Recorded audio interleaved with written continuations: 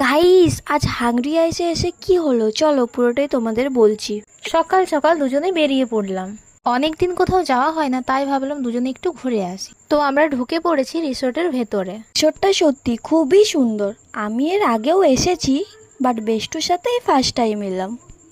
এখানে মনোরঞ্জনের জন্য রয়েছে ছোট বড় দোলনা, ফুলের বাগান, সত্যি সব মিলিয়ে অসাধারণ।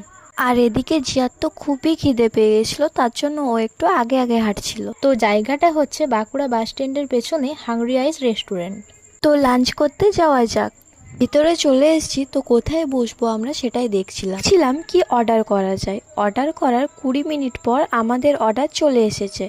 আমরা অর্ডার করেছিলাম veg pulao, chilli chicken, tandoori রুটি, চিকেন কষা আর মকটেল। খাবারের কোয়ালিটি খুবই ভালো ছিল। খাওয়া দাওয়া শেষে আমরা বাড়ি চলে গেলাম। তো তোমাদের যদি ভিডিওটা ভালো লাগে লাইক কমেন্ট শেয়ার করে দিও। Tata bye.